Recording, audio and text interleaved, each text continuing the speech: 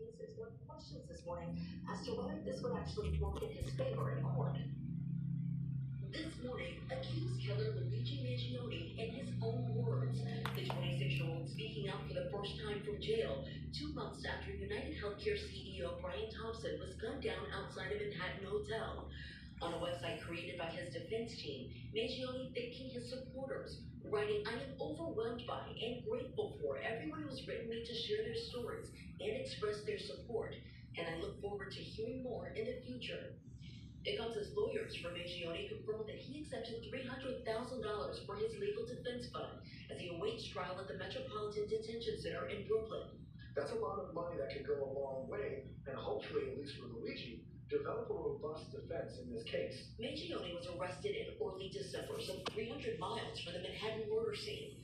Spotted at a McDonald's in Altoona, Pennsylvania, following a stop at a Greyhound bus depot. Police say someone recognized him from surveillance photos, and an employee called 911.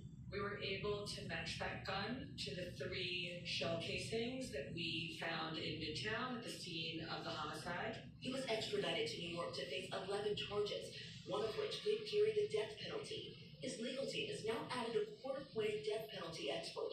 And now, experts say the attention surrounding his case could actually help his defense.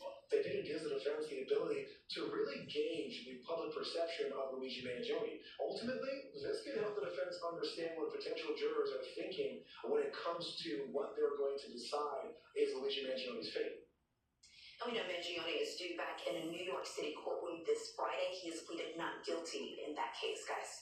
All right, Morgan, thank you so much for that. Also this morning, Wyoming is reporting the state's first human bird flu infection. The woman is the 3rd confirmed case in the U.S. to be hospitalized and likely was exposed through direct contact with infected poultry at her home. So with everyone talking about the bird flu, we wanted to dig a little deeper here. So let's bring in ABC News medical correspondent Dr. Darian Sutton and ABC's Alexis Christophers on how this all affects your food bills. Good morning, guys. Thank you so much for being here. So Dr. Darian, let's start with you because there have been at least 68 confirmed cases of human bird flu, right? What should we know about this? Just to bring everyone up to the same level, because many don't understand the gravity of this. So avian influenza is a cousin of the typical flu that we see every year, the flu that's crowding out hospitals right now. The difference is that avian influenza is infecting animals, and right now it's very good at it. Many health experts are calling this a global pandemic of animals. It refers to 100 different species of birds and a range of mammals, including, of course, our food sources, which include dairy cattle, as well as millions of chickens that have been culled or euthanized, which are one of the reasons why we're seeing this rise in prices. Now,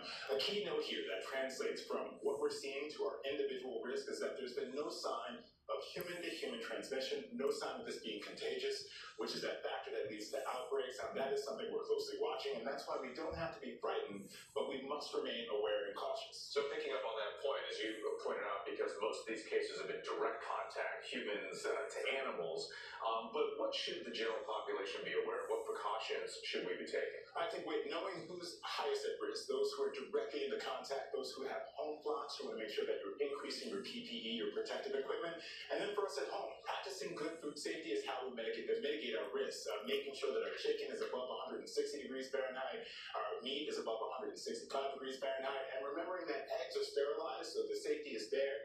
You don't have to be worried, but again, food safety is really important. Okay, so that's trying to stave off the impacts to your health, but it is already impacting our wallets. Alexis, the price that we're paying for a carton of eggs has skyrocketed, and it's not just at the grocery that people are feeling this. Yeah, if you're lucky enough to find eggs at your grocery store, we're getting sticker shock. All this ongoing outbreak is now causing a big supply shortage. It's pushed the price of eggs to a record high. The price of eggs up 53% in just the past year. The average is now $4.95 for a dozen eggs. But some people are paying much more than that. Could be $10 or $12. But we also know Easter's just a few weeks away, so demand's going to rise there, and they're expecting egg prices to rise another 20% by the end of this year. Mike, it makes you want to get your own chickens for all And some people are doing that. Some people are doing that, but there are also these egg alternatives, and people are getting really creative. They are. Now, we've seen some restaurants charge surcharges like Waffle House per egg. Others are looking for these eggs alternatives. I spoke with the company founder of Just Eggs. They're a vegan-based, plant-based company, and they're saying the sales are through the roof, up 5 times in January versus a year ago, and now they're ramping up production. I really did see somewhere that they were renting chickens. Are they there? Yeah, so it's possible. So we're going to keep mine at Gio's apartment. You can go. Thank you so much, Alexis, Dr. Darian, as always. We appreciate it. Let's get another check of the forecast with Samara Theodore. Good morning. Good morning. Let's do it. Look at the sheer gravity and impacts of this storm system right now. It's whipping rain